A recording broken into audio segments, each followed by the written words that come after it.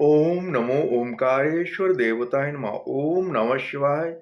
ओम नमः शिवाय. अवधूत चिंतन श्री गुरुदेव दत्त. मंडळी, आज सोमवार आहे. त्यानिमित्त तुम्ही मंडळींनी माझ्याकडे शिव अभिषेक करण्यासाठी, ओंकारेश्वरास अभिषेक पूजा करण्यासाठी दक्षिणा पाठवली आहे. हं? त्या मंडळींचे शिवाभिषेक पूजा वगैरे करण्यात आल्या.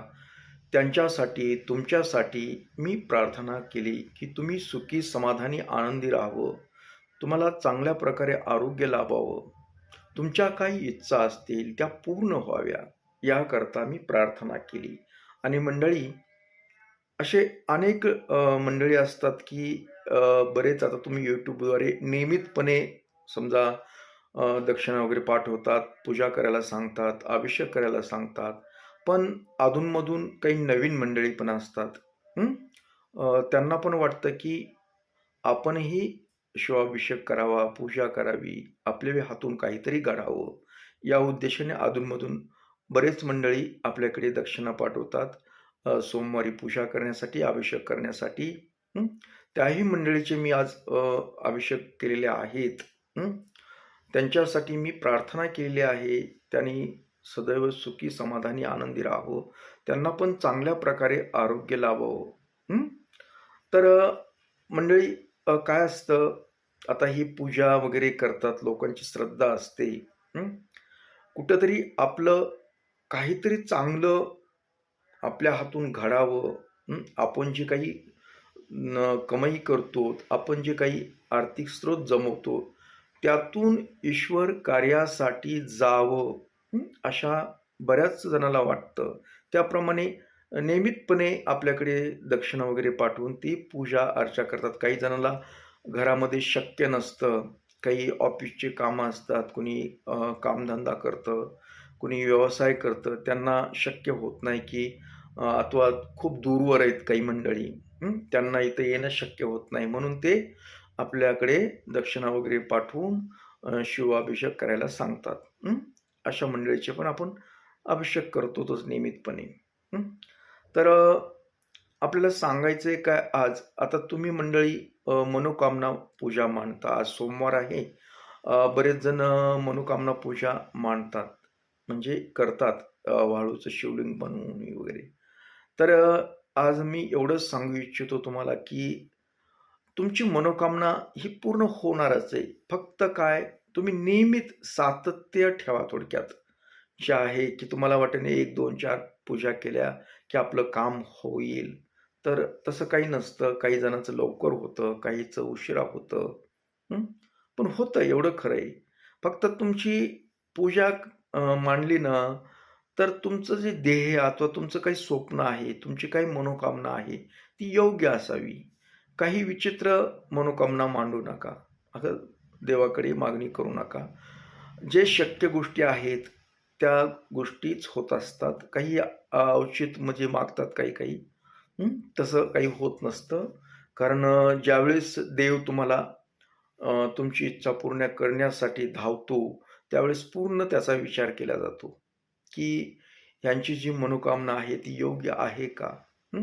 आता सगळ्यात सफल होणाऱ्या मनोकामना कोणत्या असतात जास्त करून? आजकाल काय झालेलं आहे, घरामध्ये नवरा-बायकोचं पटत नाही. पटत नाही म्हणजे जसं वय वाढलं, तसे विचारामध्ये तफावत येते, विचार जुळत नाहीत. त्याच्यामुळं घरामध्ये संघर्ष चालू होतो, दुरावा निर्माण होतो. हं.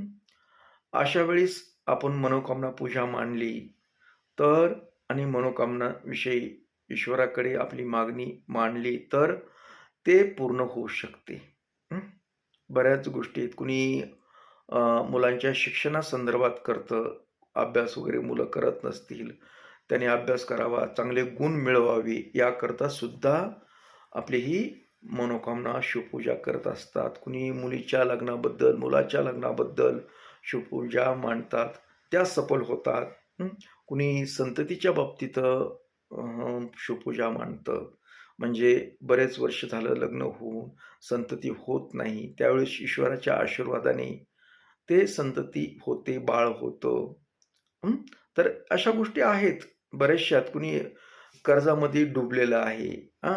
पण स्रोत भेटत नाही. अशा वेळी आर्थिक स्रोत भेटतो. हं. जेणेकरून तुमचं कर्ज फिटेल, कर्जातून मुक्त व्हाल. याकरता सुद्धा मनोकामना शिवपूजा मानली जाते. तुम्ही एखादं लॉटरीचं तिकीट घेतलं आणि शिवपूजा मांडली तर हे शक्य गोष्ट होत नाही. कारण लॉटरीचं तिकीट घेणं अथवा मटका असं काही गोष्टी करणं ही योग्य नाहीये. ती एक व्यसन आहे एक प्रकारचं आणि अशामधून काही मनोकामना पूर्ण होत नाहीत. ही बी लक्षात घ्या जरा.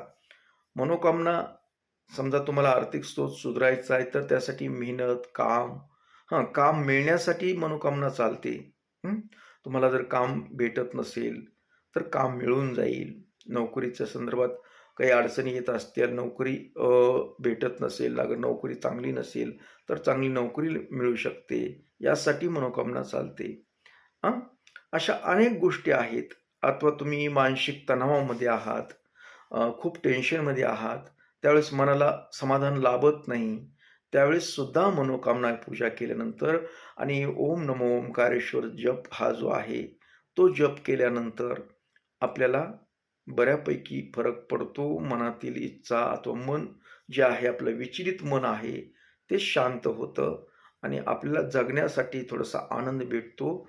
कुठेतरी एक चांगलं कार्य होतंय, असं मनाची समाधानी होते आणि आपली शिवपूजा सफल होते आणि आपल्या मनासारखं होतं. तुमची मानसिक जी स्थिती आहे, ती चांगल्या प्रकारे सुधारते. हं. यासाठी सुद्धा मनोकामना चालते. हं. बऱ्याच घरामध्ये किरकिरी असतात. मुलांबरोबर पटत नाही, नवऱ्याबरोबर पटत नाही. यावेळेस सुद्धा मनोकामना पूजा ही चालते. आणि बऱ्याच जणांची शंका असते, की मनोकामना पूजा आहे ती बाहेर आम्ही मंदिरात करावी का? अगर मंदिरात केली तर चालते का? तर नाहीये. मंदिरात ही पूजा करायची नाहीये. ही पूजा फक्त आपल्या घरीच करायची असते. कारण घरामध्ये पूजा केल्यानंतर ते काय होतं, की घरातलं जे वातावरण आहे, त्या वाळूमुळे सतत पूजा केल्यामुळे वाळूमध्ये एक चांगली पॉझिटिव्ह ऊर्जा निर्माण होते. हं. आणि ती ऊर्जेमुळे आपल्या घरातलं वातावरणही चांगलं बनतं. हं. होकारात्मक वातावरण बनतं. त्यासाठी ही शक्यतो आपल्या घरीच पूजा करायची असते. अनेक जणाला ही पूजा काय आहे नेमकं माहीत नाही. तर त्यांनी माझ्याशी संपर्क साधायचा. WhatsApp नंबर आहे. त्याच्यावर मला मेसेज करायचा की आम्हाला मनोकामना पूजा कशी करायची याबद्दल माहिती पाठवा. तर मी ती माहिती तुम्हाला पाठवू शकतो. हं. पण मेसेज करून सांगावं लागेल तुम्ही.